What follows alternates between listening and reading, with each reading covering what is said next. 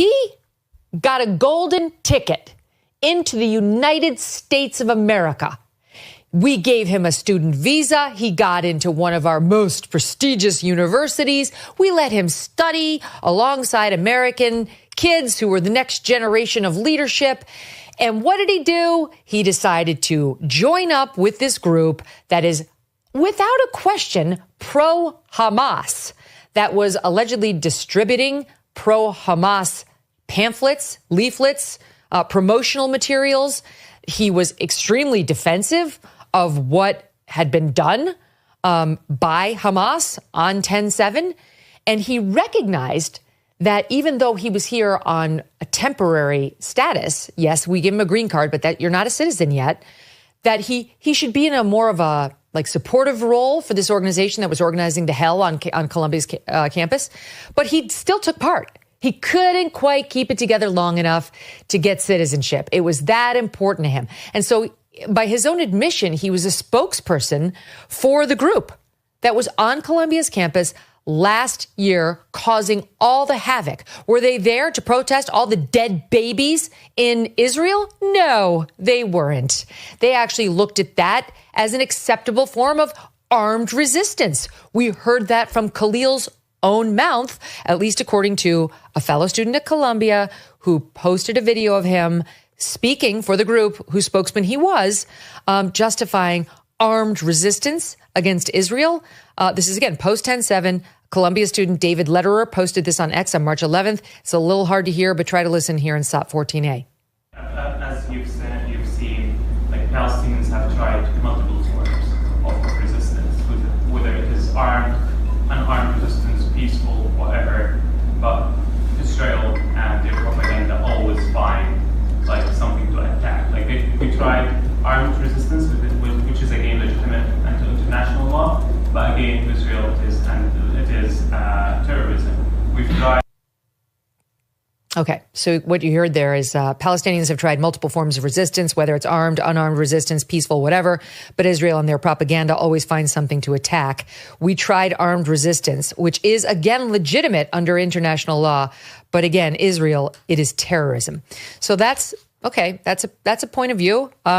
We don't have to actually support him in that point of view because what he's really doing there is endorsing Hamas and its terror tactics, and endorsing a terrorist group now gets you onto even shakier ground. Okay, but we're still in speech, so he's still on firmer, terra firma versus what actually is going to get him deported. I'm just giving you background on who this guy is.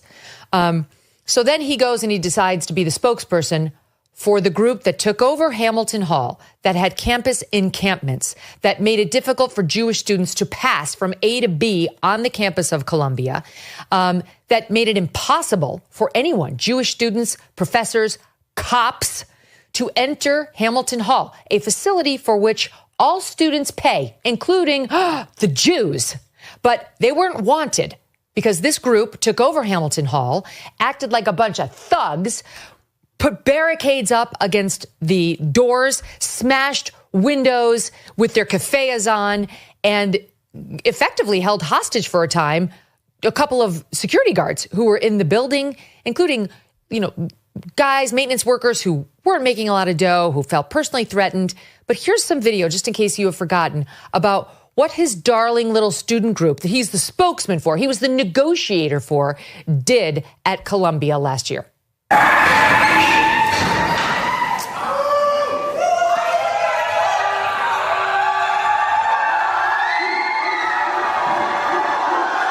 The caption reads, "From our side of the barricades." And sure enough, it's all these keffiyeh-wearing Columbia students screaming and leaning, full body leaning against the doors, large wooden doors, and there are several sets of them, into Hamilton Hall. Free, free Palestine, as they chant.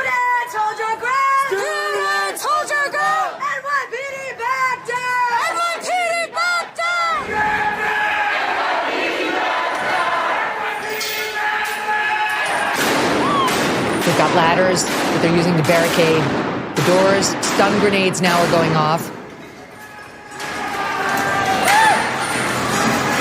It's bedlam. Cops are trying to get in. Let us not dialogue with our persecutors. They're called police officers, and when they tell you to sit your ass down, you do it. Or you get arrested, or possibly deported, Khalil. Now, he was smart enough not to actually go, as far as we know, to that particular event because he was trying to become one of us. He was trying to become a U.S. citizen. It's a no, okay? It's a no, sir. Enjoy Syria. Zero chance he's becoming an American citizen now. But he wants to hold on to that green card and he wants to stay here in the United States. And he says, oh, I'm married to an American and I'm expecting an American baby. Should have thought of that before last year. Bye. Get out.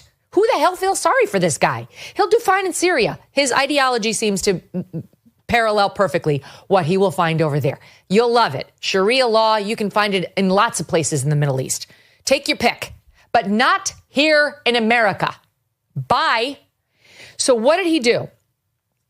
He acted as the liaison between this lawless student group and the university and continued to go into, this is our understanding as of this date. There hasn't been a full recitation of it, but I've spent the weekend pouring through the reports and what we do know about him. And it appears, there's no question he was the spokesperson for this group that was behind the encampments and behind the taking of Hamilton Hall. And he was in there with the administrators, apparently on a daily basis, saying, basically, you give us what we want, which is to divest Colombia from all of Israel, or you get more Hamilton Halls. Do you understand? And Andy McCarthy of National Review has had a couple of great pieces of this on this, one on Fox News, one on NR. And he likened this to the guy, Robert Duvall character in The Godfather, Tom Hogan, who went over to see the movie producer who wouldn't cast the Frank Sinatra-like character in that movie, in his movie. And, you know, just kind of like, it'd be great if you'd cast him. You know, love it if you'd cast him. Yeah, I'm not muscle. I'm just the lawyer, but geez, we really appreciate it if you cast him in this role. And the Hollywood guy's like, no, F off. Nobody tells me how to cast my movies. And then he got a head horse in his bed. His favorite racing horse wound up with its bloody head in his bed in one of the most infamous or famous scenes from that movie, most memorable for sure. And it's as if you have that guy saying, what? It was speech. All I said is, I'm not here to threaten you, but, you know, we'd really appreciate it if you put him in. You know, it's a threat. You're acting as the muscle. You really are the implicit muscle for a terror group, a lawless group, and a terror group, frankly, on Columbia campus. This guy was in there saying, you divest from Israel or you get the hose again. You get it? That's how this is going to go down. He was the guy doing that. And even the Columbia administrators, the farthest left people you could probably find in America, kept saying, no, we're not going to do that, Khalil. No, your requests are a little bit much, even for us. And the student group would not disband. And that is why the NYPD had to break down the doors with stun grenades. None of that shit is lawful. They were guilty of trespassing, of resisting arrest, of destruction of property. There may have been assaults there. There have been plenty of criminal charges that have been unleashed on some 40 plus people who participated in what we saw there on camera and the related events. Now, Khalil may or may not have been one of them. I don't know. I know he has joined a motion to stop the university from releasing what it knows about Khalil to the federal government, which is trying to find out right now. He and some handful of others have just filed a motion trying to stop the university from revealing the full extent of what they know about Khalil. Good luck with that. Okay? If you didn't do anything that's problematic, it was just speech. It was just your little speeches, your thoughts.